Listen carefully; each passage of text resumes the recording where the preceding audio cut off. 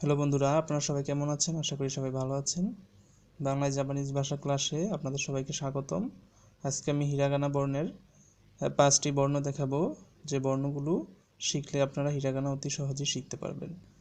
তাহলে প্রথম বর্ণটি হলো বন্ধুরা আ।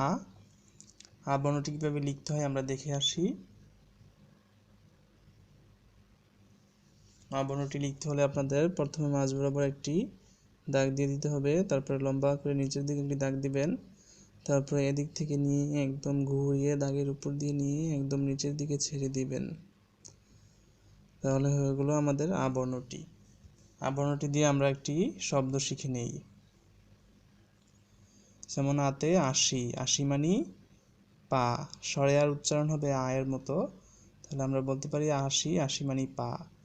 এবার আমরা ইংরেজি উচ্চারণটি দেখে নেই। এবং ইংরেজিতে এর উচ্চারণ হবে আয়ের মতো। তাহলে ইংরেজিতে যদি আমরা বলি তাহলে আশি মানে লেক।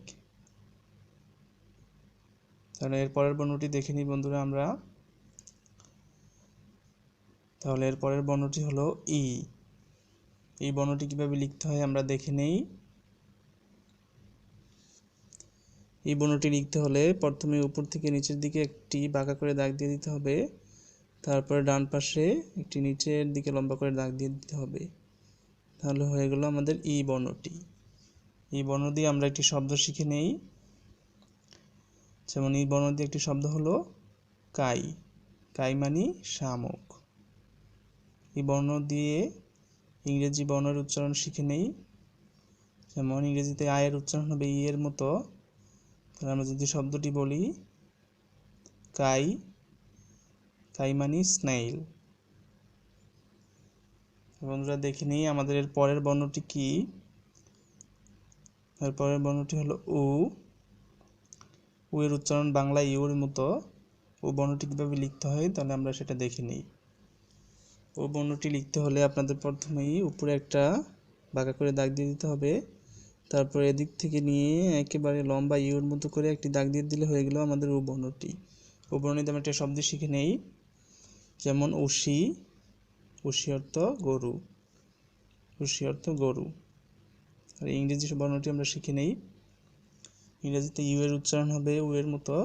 তাহলে উশি, উশি মানে কাউ।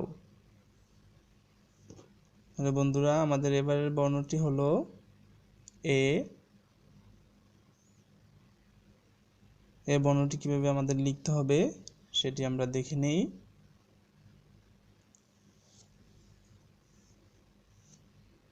তাহলে বন্ধুরা এই বর্ণটি লিখতে হলে আপনাদের প্রথমে একটা উপরে দাগ দিয়ে নিতে হবে, তারপরে 7-এর মতো করে একদম নিচের দিকে নিয়ে আসতে হবে, তারপরে একটু উপর দিকে টান দিয়ে তারপরে একটা লেজের মতো করে দিতে হবে। তাহলে হয়ে গেল আমাদের এ বর্ণটি।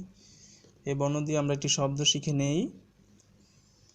যেমন এতে একই, একই মানে স্টেশন। এ দিয়ে ইংরেজি বর্ণটি আমরা শিখে নেই। যেমন ই, এর উচ্চারণ হবে এর মতো। এ দিয়ে যদি আমরা বলি শব্দটি তাহলে একই, একই মানে স্টেশন।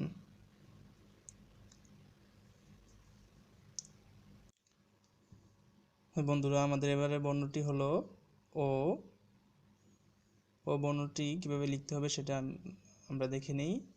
বন্ধুরা আপনারা আমার সাথে বাসায় অবশ্যই প্র্যাকটিস করবেন, না হলে কিন্তু লেখাগুলো ভুলে যাবেন। তাহলে আমরা দেখে নেই ও বর্ণটি কিভাবে লিখতে হবে।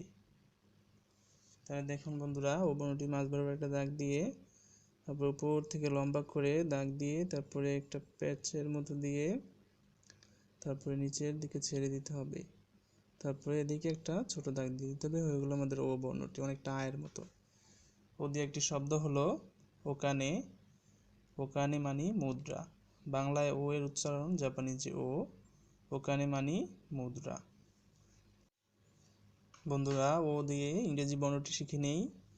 ওকানে, ওকানে অর্থ মানি, ওকানে অর্থ মানি। বন্ধুরা এতক্ষণ আপনারা যে ক্লাসটি দেখলেন, আশা করি এই ক্লাসটি আপনাদের সবার জন্যই অনেক হেল্পফুল হবে। যদি এই ক্লাসটি আপনাদের কাছে অনেক হেল্পফুল হয়ে থাকে তাহলে আমাকে কমেন্টস করে জানিয়ে দিন, তাহলে আমি পরবর্তী ভিডিওগুলো তৈরি করে আপনাদের সামনে প্রেজেন্ট করব। বন্ধুরা সবাই ভালো থাকবেন। সবাইকে অনেক অনেক ধন্যবাদ ভিডিওটি দেখার জন্য।